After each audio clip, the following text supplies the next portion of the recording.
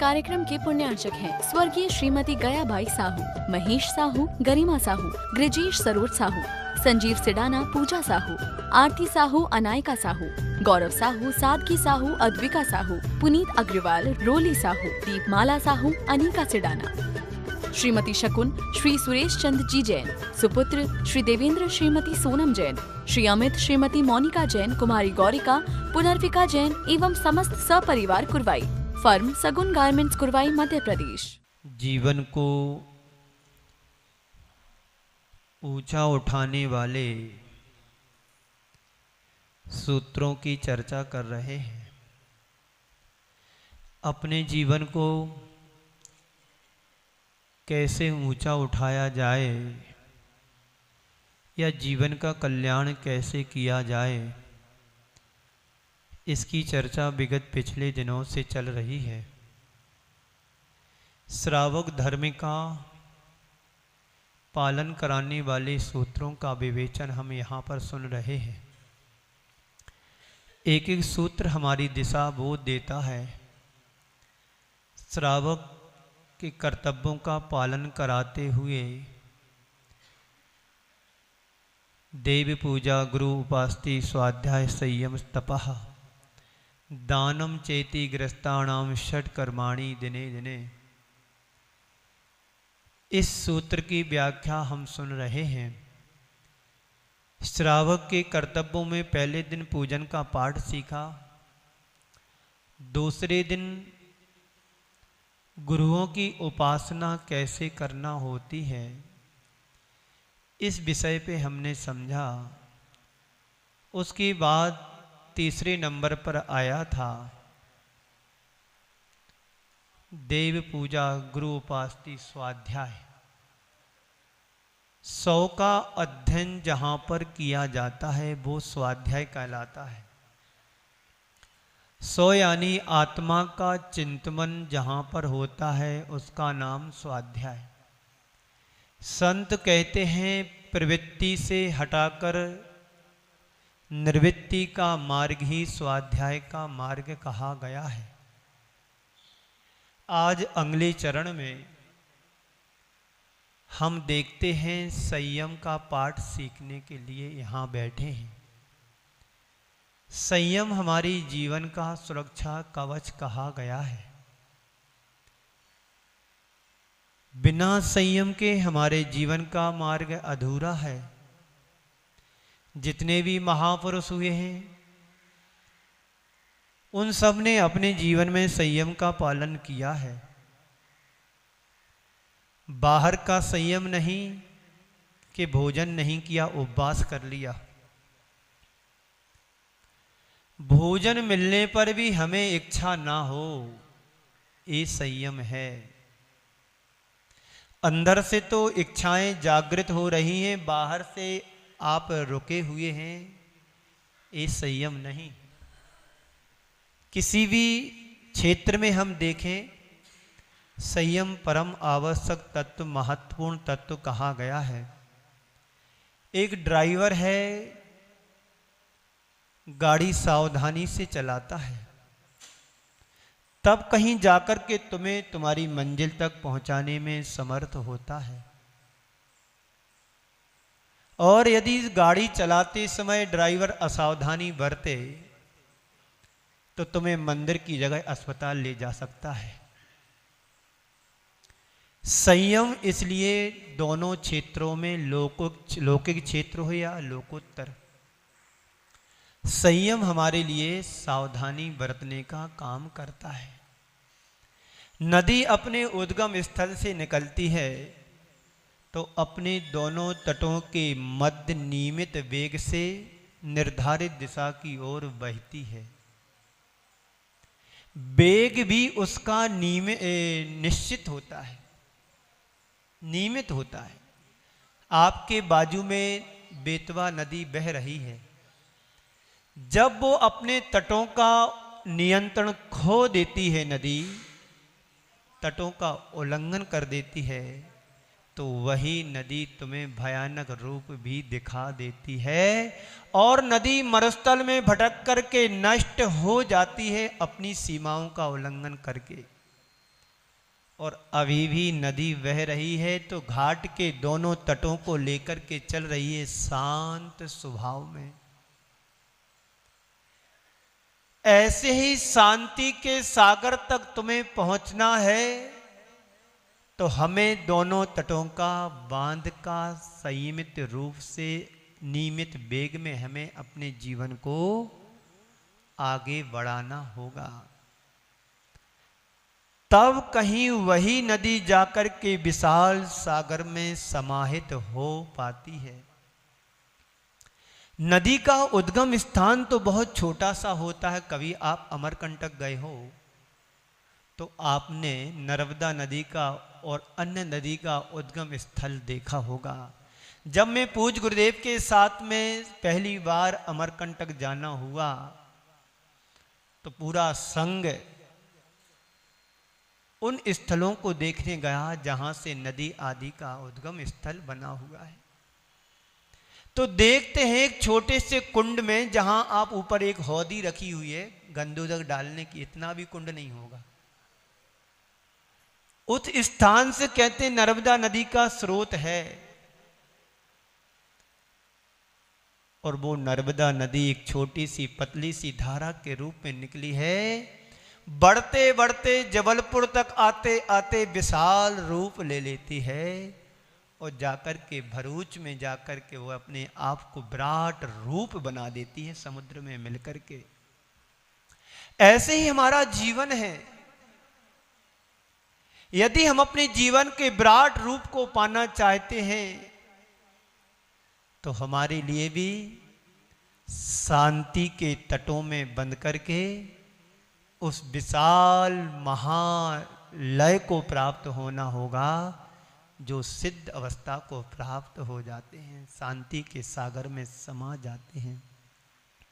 ये दोनों बातें हमारे लिए बड़ी महत्वपूर्ण हैं। नदी की सागर तक की यात्रा, उसका बहना और तटों के बीच मर्यादित रह करके बहना, दोनों चीजें हमारे जीवन में भी महत्वपूर्ण हैं।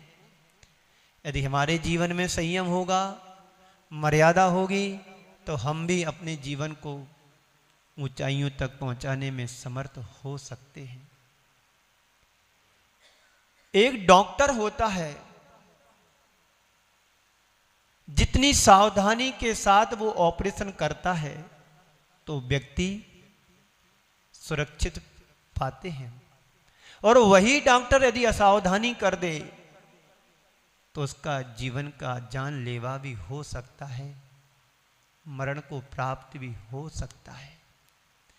संयम हमारे जीवन में यही भूमिका निभाता है।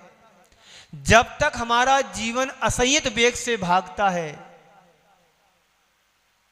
तो हमारा जीवन नष्ट भ्रष्ट होकर के समाप्त हो जाता है। और वही जीवन यदि हमारा संयम के साथ आगे बढ़ता है, तो हम अपने जीवन को महान भी बना लेते हैं। हम अपने आदर्शों को देखें, समझें। हमारे जो आदर्श हैं महापुरुष, उनने अपने जीवन को आगे बढ़ाया, और आज वो हमारे आदर्श बने हुए हैं। ऐसे ही हर व्यक्ति अपने जीवन को आदर्श बना सकता है। आदर्श बनाने में ज्यादा कोई मेहनत नहीं होती है, बस थोड़े से मन को बदलना होता है। मन को बदल लिया, दिशा को निर्धारित कर ली, दिशा बोध हमने अपने गुरुओं से पा लिया, बस इतनी सी तो कहानी है। इस कहानी को जो समझ लेता है, उसकी जीवन की कहानी भी सुनने लायक बन जाती है। वज्रजंग चक्रवर्ती, वज्रजंग, आपने नाम सुना होगा चक्रवर्ती का। कौन था? वज्रजंग। राजसभा में बैठा हुआ था। उसके मंत्री परिषद आदि सब सामने खड़े हुए थे। थोड़ी देर बाद वनमाली फूलों का गुलदस्ता लेकर के आया रोज की तरह, और फूलों का गुलदस्ता राजा को, चक्रवर्ती को देते हुए आगे बढ़ा।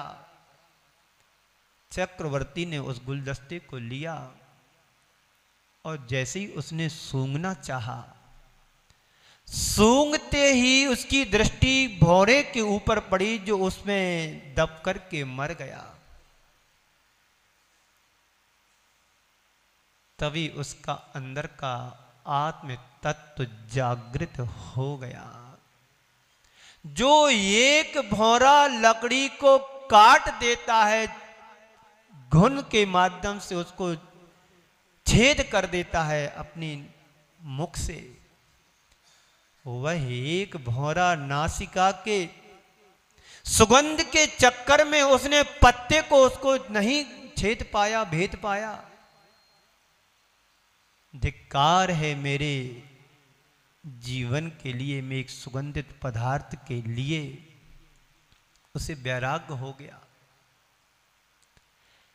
रोज तुम देखते हैं कितने मर रहे, कितने घायल हो रहा, कभी वैराग्य नहीं हुआ। रोज जलाने भी जाते हैं, मुक्ति धाम तक छोड़ने जाते हैं। कमल भैया कहते हैं हमें भी जाना है, हमने कि चलो हमारे संग, रोज जाते हैं हम, तो जाते हैं और पीछे आ जाते हैं, जे हैं तो पर पीछे आ जाते हैं। तो उस चक्रवर्ती के लिए वैराग हो गया, एक भौरे को, मृतक भौरे को देख करके। कहता है चक्रवर्ती, एक भौरे ने, भ्रमण ने एक पत्ते को नहीं छेद पाया, मरण को प्राप्त हो गया एक इंद्री के वशीभूत होकर के। हम तो पांचों इंद्रियों के दास हैं, वशीभूत हैं, मेरा क्या होगा। उसने बच्चों को बुलाया, रानी पटरानी सबको बुलाया कि अब मैं इस राजपाट को भोगना नहीं चाहता हूं, ये राजपाट नरक का द्वार है, अब मुझे दिगंबरी दीक्षा लेना है, मैं बन के लिए जाता हूं। तो बच्चों ने कहा कि पिताजी, जिस राज्य को तुम छोड़ रहे हो मैं कैसे स्वीकार कर सकता हूं, मुझे ऐसा राज्य नहीं चाहिए जिस राज्य को पाने के बाद हम नरक के अधिकारी बने। नहीं, मैं निग्रहण नहीं कर सकता हूं। कहते हैं आप तो अपनी व्यवस्था बच्चों को बना के जाते हैं। कमल कुमार जी सोचते हैं हमारे बेटा सीधे साधे हैं, क्या होगा इनका। तो इनकी श्रीमती कहती हैं कि तुम्हारे पिताजी तुमसे कुछ कह के गए थे कि तुम सीधे साधे हो, जैसे तुम्हें पिताजी तुम्हारे कह के नहीं गए, तुम कह के कुछ कह के मत जाओ। है बड़ी विडंबना है हम लोगों के साथ। पल की खबर नहीं है और बरसों का इंतजाम करते हैं। एक बाबूजी बैठे कुर्सी पर, घूम के आ रहे, कहाँ गए थे, नागपुर शायद।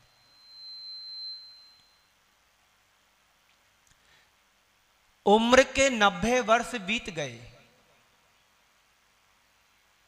फिर भी अभी मोह माया नहीं छूट रही, तो क्या होगा। संयम हमारे जीवन में होगा तो कल्याण अवश्य होगा। हर व्यक्ति अपने जीवन का कल्याण करना चाहता है, पर कल्याणकारी कुछ कारण भी तो हमारे जीवन से जुड़ना चाहिए। कारण तो अकारण जुड़े हमारे जीवन से, तो कारण कहां से सच आएंगे। ना तन की खबर, ना मन की खबर, ना पल की खबर, बस लगे हैं जोड़ने में। संयम का पालन भी होना चाहिए हमारे जीवन के साथ।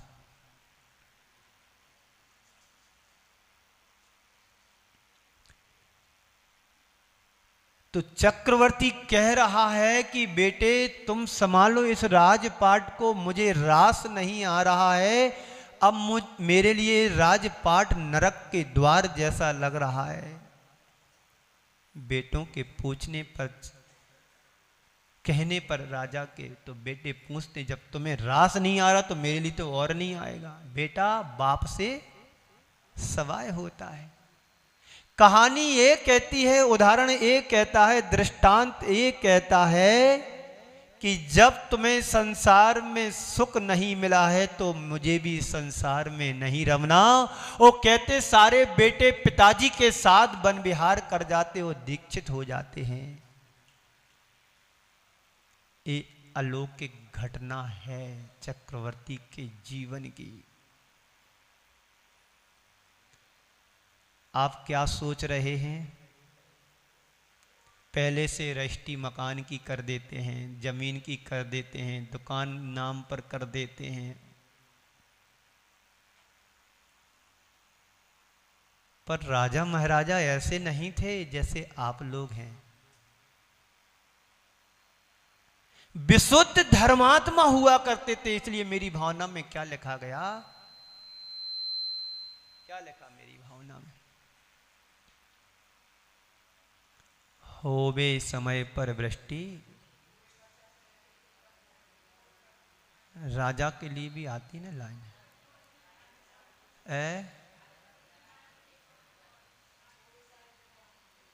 नहीं, न्याय प्रजा का किया करे, धर्मनिष्ठ होकर भी राजा न्याय प्रजा का किया करे।